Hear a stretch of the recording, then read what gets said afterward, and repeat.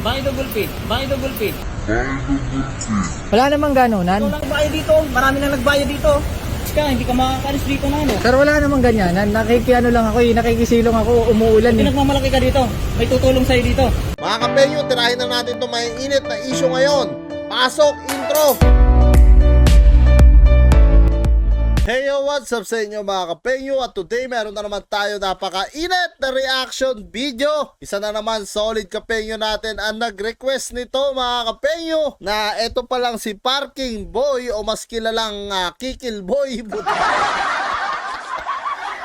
Isa rin palang vlogger mga kapenyo, no, na kung saan napakalupit ng prank na ginawa mo boy. Puta ragis, ang lupit na itong taon to mga kapenyo. Siya lang naman ay isa sa FB page din na sikat at kahit sa TikTok, at ang pangalan ng kanyang FB page, kung di ako nagkakamali, The Daily Pick mga kapenyo. Yan ang kanyang pangalan sa kanyang FB page. At malupit daw na prankster to, no? Sa mga nagsabi sa akin na mga solid kapenyo natin, yung mga ibang source natin, nasabihan nga ako na kapenyo, yung nagalit ka at yung nagmura ka, isa rin palang vlogger, no? At ito nga si Parking Boy, no? Yan naglagay lang siya ng kulay niya sa mata, kunwari may black eye, tapos ang ipin niya, initiman niya para hindi siya ganong makilala mga kapenyo, no?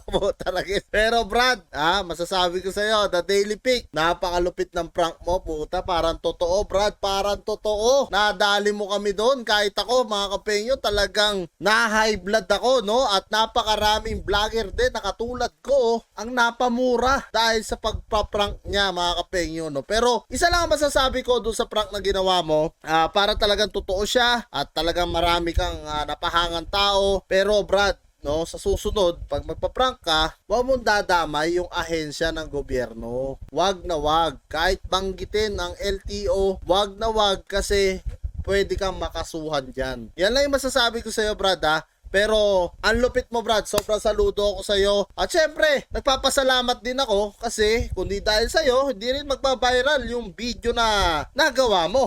Diba? Kaya salamat Brad at pasensya na rin kung napagmura ako kasi talagang dala ng bugso ng damdamin ko. Ayoko kasing ginaganon yung mga kapwa ko Pilipino, lalong-lalo na yung panggugulang, panggagancho. Pinakaayaw ko yan dito sa aking mga vlog, no? Yan talaga pagkaganyan, minumura ko kagad. Di bali nang mapaaway ako, wag lang matapakan yung mga kapwa ko Pilipino. At tara mga penyo, panoorin nga natin kung paano niya ginawa ng reaction video yung kanyang katarantaduhan na ginawa sa parking lot. Naku, mga bungo. Nakakatawa na yung tsura na ito. Kayo dito sa napanood ko na trending. Ayan, panoorin nyo, ayan. Ayan, oh. Ayan yung trending ngayon. Oo, yung abusadong, yung abusadong bastard. Ay, naku, nanginginig talaga ang aking mga laman. Ayan, tatawid na siya. Yan yung abusadong parking lot. Boy, Abusadong parking lot. Oo, ayan na. Sumisigaw-sigaw po, malakas kanyang boses dyan. Sa may tulay, sa ilalim. Ayan, tignan nyo, ayan. Naku. I-post muna natin.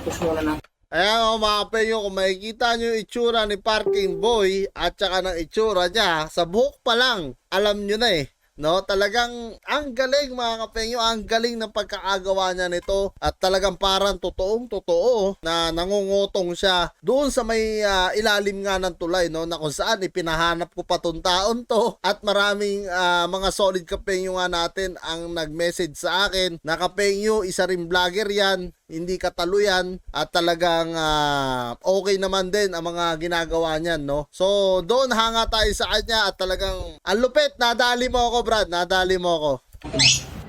Ay, naku. Pasalamat na lang talaga na wala talaga ako doon sa mga time na yun kasi naku, kung andun lang talaga ako. Itsura pa lang nito, nakakatawa. Alam mo mga bungang aking nararamdaman talaga ngayon. Nanginginig talaga ang aking mga kalamnan, ang aking mga buto, hanggang sa ikibuturan talaga na ng aking buto, pati ang aking kamao talaga, nanginginig talaga. Kahit dito mga kapengyo, no, ginagawa niya ng reaction video, yung kanyang sarili, ang galing pa rin umacting. No? Actually mga kapengyo, gumagawa naman din ako ng reaction video sa Tokomi Brothers, Bartolo Brothers, yung mga gumagawa ng mga prank. Pero hindi ko kasi talaga nakilala kaagad tong taon to eh. Meron na pala siyang 500k plus followers kung hindi ako nagkakamali sa kanyang Facebook. At hindi ko talaga siya kilala mga kapengyo, no? Hindi ko kilala. Kaya nung napanood ko itong video na to, talagang nag-init agad yung ulo ko dahil akala ko yung angkas driver, nakuhanan niya ng video talaga yung ginagawa sa kanya. Kaya sobra yung gigil ko, sobra yung inis ko na dapat talaga tuturuan ng leksyon, di ba? Nakita nyo naman siguro sa pagkakabanggit ko ron, halos napapamura pa ako dahil nga ayaw ko kasing ginaganyan eh, yung mga kapwa natin, no? Pero dahil sa ang lupit ng pagpaprank nito, talagang grabe, no? Malupit, ibang level, Brad. Yung pagpaprank mo, ibang level yung ginagawa mo. Pagpatuloy mo yan, basta ang payo ko lang Brad, wag mong babanggitin ang ahensya ng ating gobyerno kasi syempre pangit naman pakinggan kung idadamay mo sa prank yun at baka hindi rin matuwa yung ibang tao sa'yo, mamaya mapahamak ka sa iyong ginagawa. Pero dyan sa ginagawa mong ganyan, pagpapatawa, pagpaprank, okay yan, basta ingat-ingat lang kasi example na yung Tokomi, gumawa sila ng prank din na about sa nang hold up sila, kita mo yung nangyari, nakasuhan sila, muntik pa makulong ang Tokomi. Kaya yun lang yung aking payo Brad. Kung nandun lang talaga ay nako. Kung ako sisingilin niya tapos sasabihin niya ako na anong sabi niya? Bayad o sukli? Bayad o Ulpe. Bayad o sapok. Nako, uunahan ko na talaga siya. Hindi pa siya makakapagsalita. Sasapukin ko na talaga siya. Magaling. Pengyo. Grabe talaga ang aking panginginig talaga sa kanya. Ito dapat talaga itong taong na to. Dapat talaga yan masampulan talaga kasi hindi magandang kanyang ginagawa. Grabe na talaga ang ngayon. Ang kahirapan ngayon, gumagawa ng maraming naiisip na gumawa ng mga hindi magaganda. Hindi ito marunong lumaban ng patas. I-play natin ulit, i-play. Kita niya mga Pengyo, yung pagre-reaction niya sa kanyang sarili, kala mo totoo rin eh. Kung hindi mo talaga kilala tong taon to, mapapaniwala ka talaga niya sa kanyang prank. Kumbaga, unique, no? Unique yung kanyang pagpaprank, kakaiba. At talagang ngayon lang din ako nakakita ng ganitong prank na parang totoo talaga mga kapengyo. Hindi mo talaga mapapansin na prank ito. Kahit yung kumukuha ng video, yung nasa angkas, yung nagdadrive ng motor, hindi mo mapapansin na prank yung kanilang ginagawa dahil talagang seryoso eh. Yung lalaki, si Parking Boy dito, no? Talagang grabe. Ibang level yung acting nitong taon to, no? Play natin, ayan. Ayan, 30 years saan? 30 years na sa pangano. Sir, nakaano nga lang ako. Yan, isa pa yan sa nanggigil ako, no? 30 years na pala niya ginagawa daw yun doon sa ilalim ng tulay. Yan yung talagang nanggigil ako. Isip-isip ko, ang daming dumaan na presidente natin. Dumaan si Duterte, dumaan si Marcos. Kumbaga, bakit hindi nauhuli itong taon to in 30 years? Doon na rin ako nagtaka, doon na rin ako napaisip. Kaya nga sabi ko, ano ba to? Totoo ba talaga to? O prank, di ba? At doon naman sa mga nagko-correct nga pala sa akin, no, about kay Marcos at Duterte, hindi ko po sila pinagkukumpara o pinaglalaban. Isa rin po akong maka Marcos din po ako at maka Duterte din po ako. Ang sinasabi ko lang po doon sa sitwasyon na yon, magkaiba po kasi sila eh. Si Duterte po kasi more on drugs siya, more on krimen siya. Yung mga ganito, hindi lulusot kay Duterte to mga kapengyo. Tama ba ako? Tama talaga ako. Pero kay Marcos kasi mga kapengyo, iba kasi yung naman niya, yung kanyang pamamalakad, no? Hindi naman siya focus sa drugs. May focus din siguro pero hindi katulad talaga ng kay Duterte. Iba naman yung pinopokusan ngayon ni Marcos about siya sa ibang siguro sa mga rice, no, sa mga pagpapagawa dito sa ating bansa, no. Kaya yun lang po yung akin doon, no, pero wala naman po ako masamang intention doon at hindi ko sila pinaglalaban, no. Iko-correct ko lang mga kapengyo doon sa mga ibang naka-misunderstand ng aking pananalita doon. Ako sumisilong na ako kasi umuulan. Kaya nga. nanginingil na siya dyan. Sabi niya 30 years na daw siya. 30 years dyan ako nanggigil eh. Ay naku, napakasinungaling ng Magkano ba yung babayaran? 60. Ay, hindi ako Tapos magbabayad ng 60 ganun. yan. Isa pa yan, gigil na ako, 60. Mas mahal pa sa SM po.